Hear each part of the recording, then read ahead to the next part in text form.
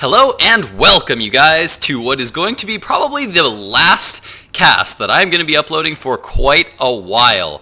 Now, the reason for that is, if you haven't been keeping up with any of my other videos, well, it's because I'm going to be moving to Korea.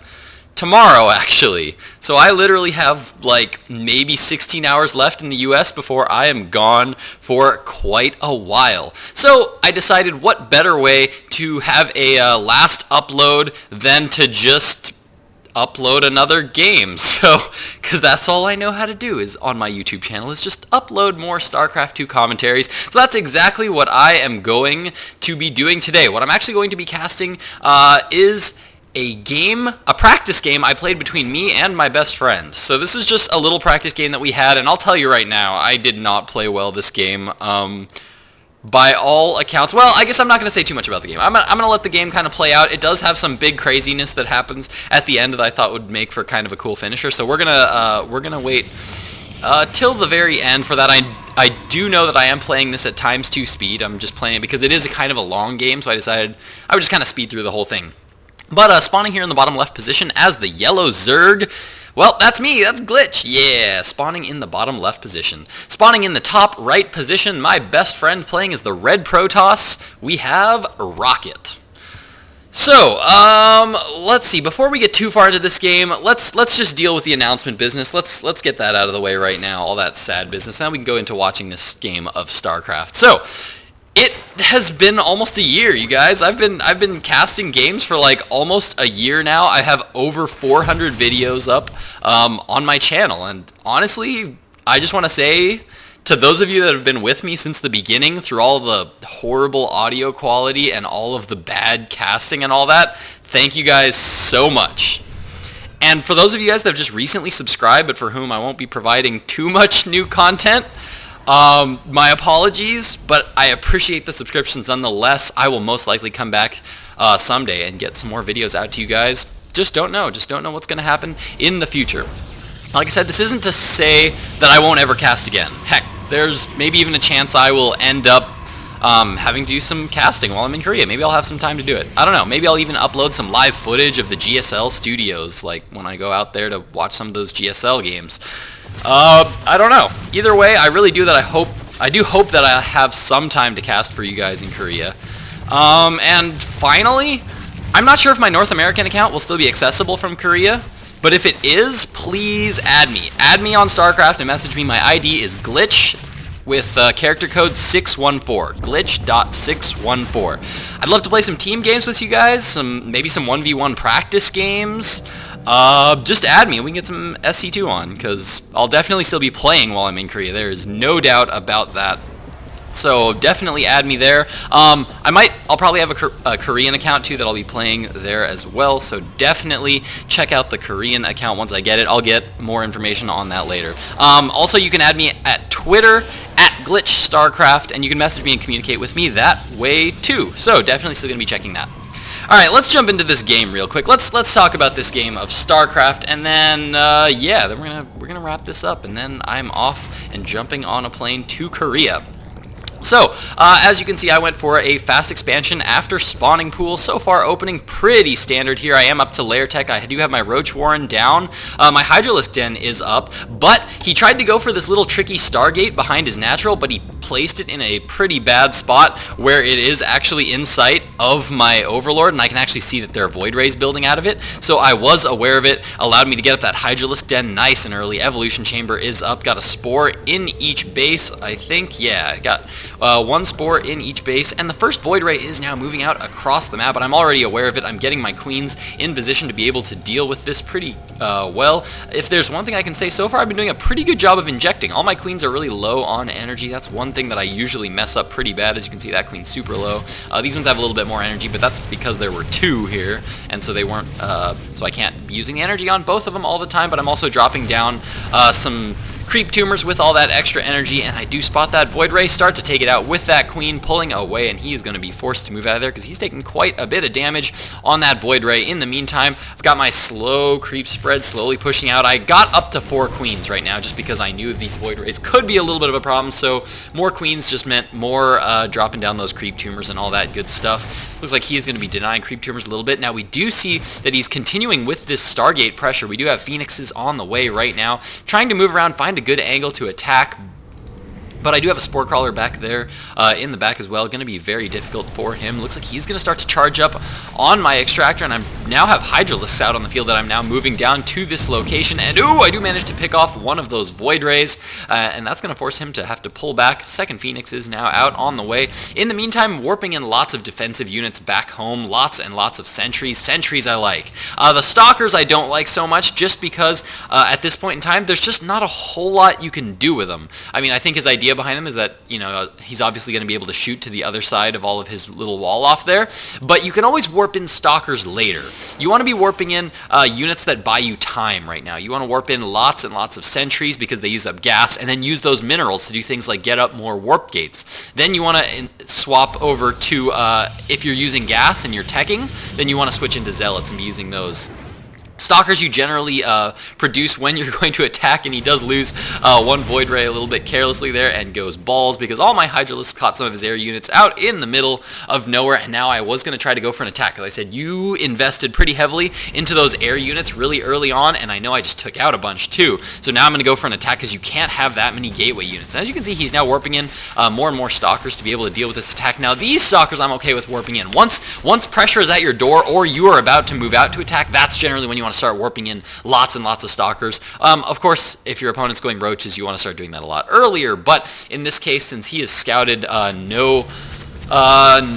hasn't really scouted any Roaches at all, then he's going to have to stick with, I would generally recommend Zealot Stalker, or Zealot oh god, Zealot Sentry, good lord. Focusing too much on what's going on in this battle right now. The Cybernetics core does fall, but these Hydralisks are still doing a good amount of damage. They do have +1 attack upgrade as well as the range ability, and now I'm starting to flood in with as many Lings as you can, but one force field does go down, trapping some of my Lings inside a lot of my Lings. This was badly controlled by me. All these Lings just stuck in the back behind all my Hydralisks, and what I think should have been doing at this point is sitting back a little bit farther, so that I can still hit this warp gate, but none of his units would be able to shoot my Hydralisk. And once I saw that, man, I'm really not making any headway at all. I probably should have pulled back a lot sooner than that, but now I am on the run.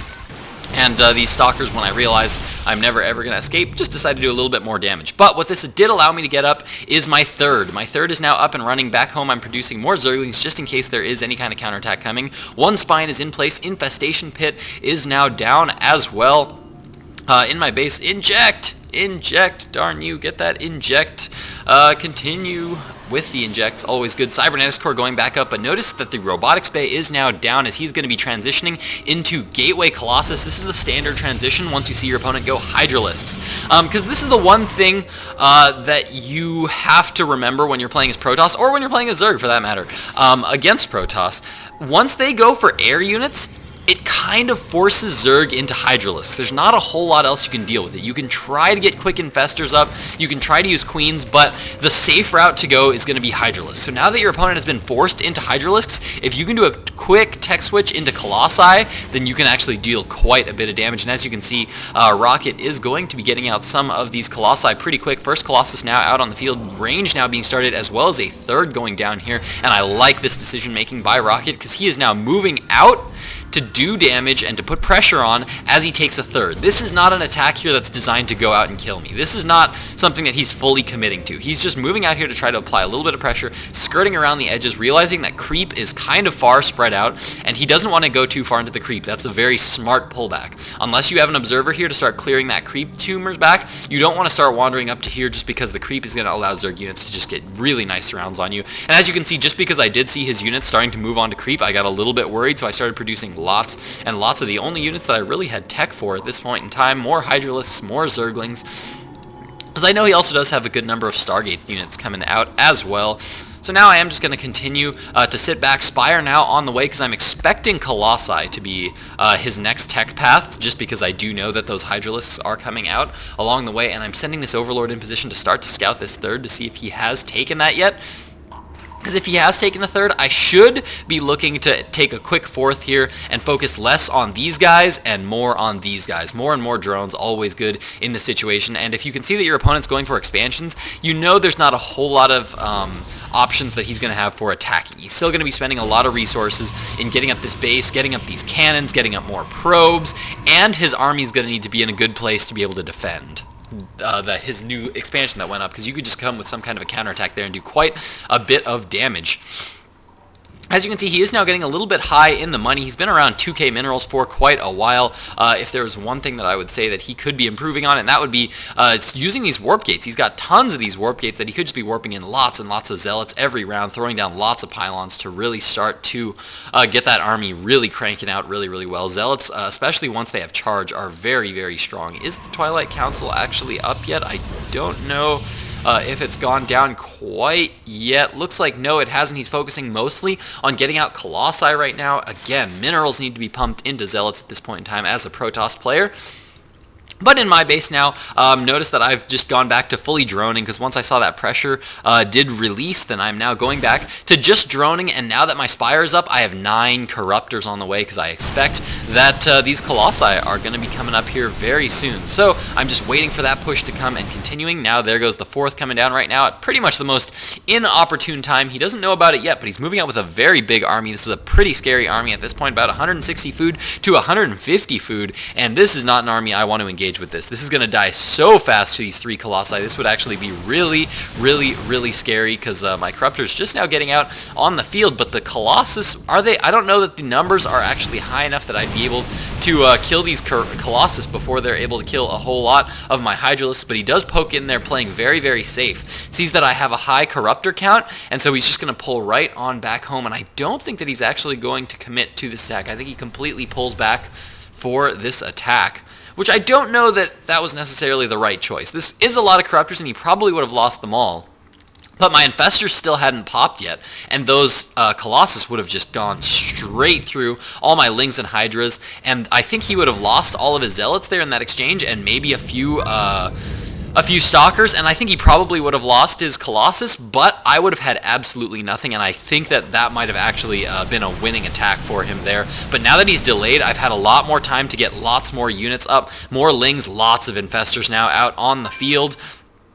And as we can see, I'm just going to continue to macro up things because, well, I'm on 3 bases and I don't have an option. I need to break this force so that I can get out and start to take a 4th base. And I think what actually ends up happening is I'm actually going to be ending up taking this base up here as a hidden expansion, just because it's so long before I can actually move out that I start to go, oh my god, I know that he's on 3 bases and this is going to be really scary. He's actually taking a 4th base behind this. This is actually really, really smart by him. I think taking a 4th base at this point is a very, very good move.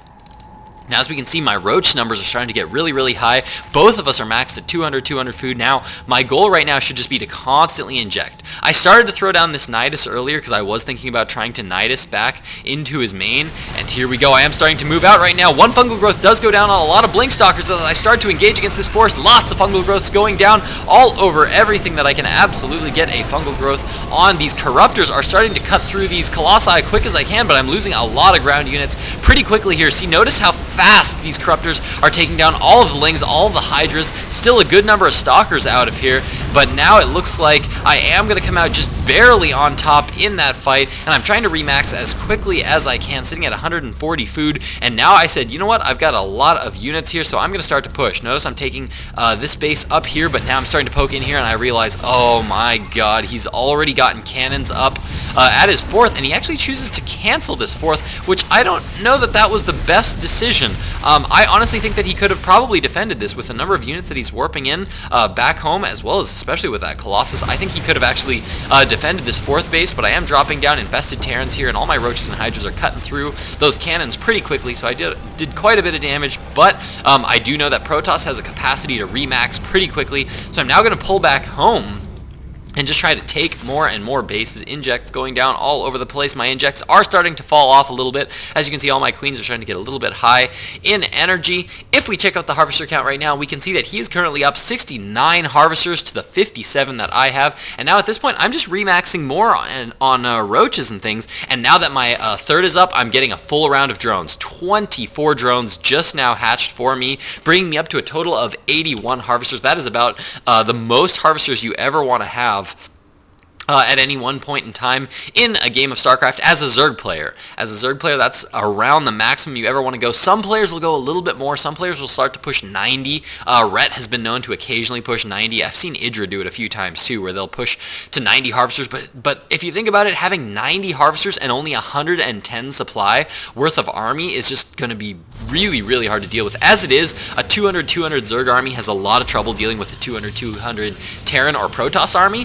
But if you start cutting into that even more with more and more workers, like, it gets really, really difficult to really be able to hold off. Now, he is going to be trying to retake his fourth because he has built up quite a nice little army. He's now spending most of his money pretty nicely here, and now I am going to be burrowing a couple of infestors because I'm going to try to deny this fourth base as much as I can, but I do see that his army here is in position, and I don't actually think that these would actually deal too much damage. I start to move in and realize that, oh, there are cannons here, so I'm not going to be able to do too much damage at the third, so instead I'm just going to try to go for the fourth, but really don't have a whole lot of energy to do much, and these poor, pathetic, infested Terran eggs now just going to have to pull back. Now, he did have to pull back his army here because he spotted just in time as I started to get one Nidus network spawning at the back of his base, but he did spot it just as it came in, and he managed to stop it, warp in a few zealots, and take it out before I was able to do too much damage. So I did manage to get a few units in there to do some damage, but I did once again force a cancel on this base just with those 4 infested Terrans. So he did cancel those, but he's now rebuilding cannons up on the high ground, and this is kind of an interesting move by him. This is kind of a creative idea that I kind of like. There are things I like about it, and there's things I don't like about it. Obviously, it's going to give you more control on the high ground. Now you're going to have a lot more map control up on the high ground. You're not going to be getting anything up on the high ground that you can't see, and you won't have that low ground disadvantage. But I do still have one infestor here. Going to try to force a cancel on that Nexus one more time. Not enough energy to do too much, though, and I think this time he's going to be able to pull back in time to be able to defend. In the meantime, my fourth is now up and running, taking that fifth base over there. My main is pretty much completely mined out. I'm on Hive Tech at this point. Upgrades are currently 1-1, so not the hottest upgrades in the world, but I am now going up to Greater Spire because I'm looking to take Broodlords here very soon. My army is at 200-200, but so has his. His has gotten back to 200-200, and I think actually a critical mistake of his is not scouting this base here. I think if he would have had a pylon over here early on and knew that this base went up, this game would have long been over. This base would have been over so long ago because I wouldn't have really been in a good position to be able to defend this base. Honestly, right now, I'm just kind of hoping that he just never scouts it, which is never a good strategy you want in StarCraft. You never want a strategy based on hope, where you just like, I'm going to expand over here and hope that he doesn't scout it. I'm going to do this and hope he doesn't see it. You never want to have strategies based on hope, and as you can see, he is actively scouting this base, which is making him think, oh, I'm keeping him pinned to 3 bases. I am in a fantastic spot because I'm taking my fourth and he's still on 3 bases. But I've actually been mining on 4 bases here for quite a while, and this, I think, was the biggest mistake that he made. At this point in time, though, his upgrades aren't that great, but again, neither are mine. His are 1-1 right now. I believe mine are 1-1 as well. But my Greater Spire is just now finishing up, and I'm completely maxed on food, so I decided, you know what?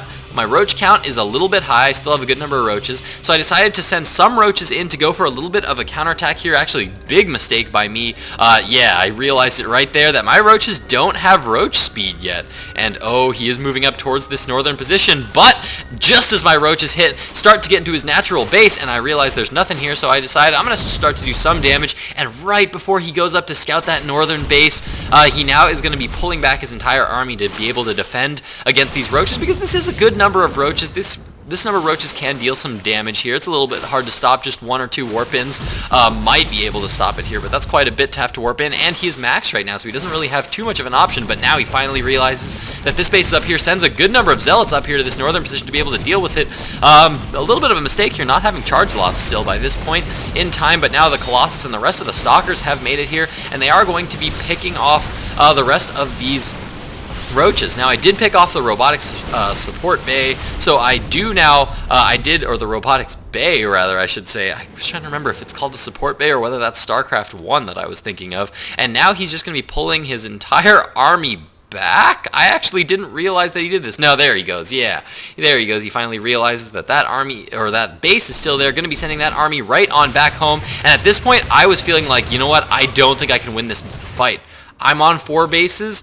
I'm on 3 bases, and he is on 4 bases. So, like, winning this is just going to be so hard. I've got a maxed army. I've got a good number of broodlords, but he has a pretty good composition right now against what I have. So I'm a little bit worried right now to be able to deal with this, and I said, you know what, I don't have any mining anyway. So what I did is I just sent every single drone I had to go attack his base to clear up supply, because I said, you know what, this is going to be completely all in by me. There's no way I can win right now. I'm not going to win a macro fight anymore from this point in time.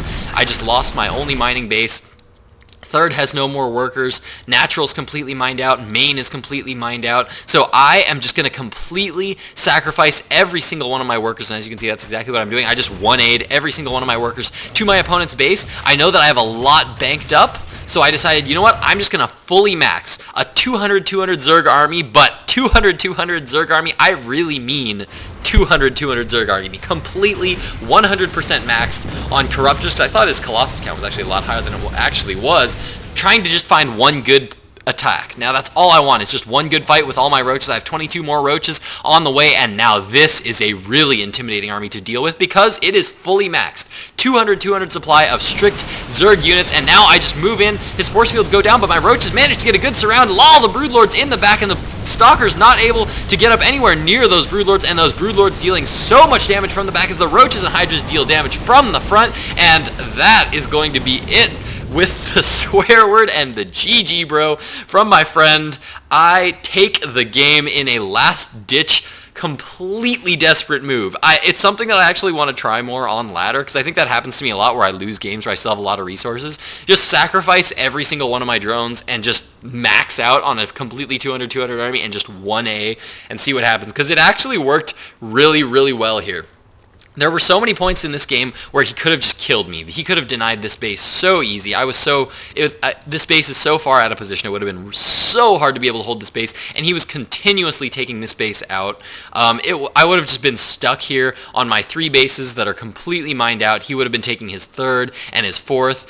Even if he didn't get this 4th, if he was just matched bases with me, if he was just on 3 bases versus 3 base Zerg, he would have been in fantastic shape. It's so hard as Zerg to be up against a 3 base Protoss when you are just on 3 bases. And the fact that he got this 4th base just, to me, meant I'm going to lose this game. This game is pretty much lost. So I'm just going to sacrifice all my drones, maxed on 200, and just go. The idea came to me because I was thinking about Terran armies. Late game Terran armies that sacrifice all their workers and just use nothing but mules for mining. That was like kind of my inspiration. I kind of went, well, fuck.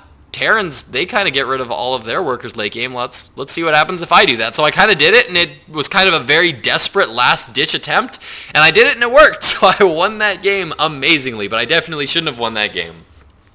Anyways, I hope you guys enjoyed that game. Once again, to all of you subscribers, whether you're a recent subscriber or whether you've been subscribed to me since I started, thank you guys. It's been an absolute blast. I won't say goodbye yet because it's more than likely I'll be back.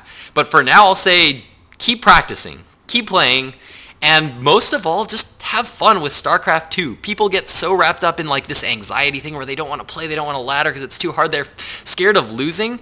After all, it's just a game. Have fun with it, and I promise if you just play more, you're just going to get really good.